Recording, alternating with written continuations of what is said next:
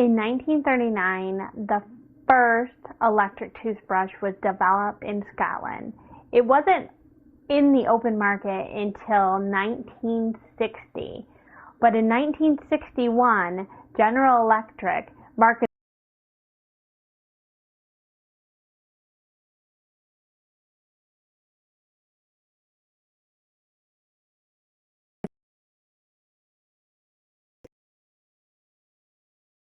electric toothbrush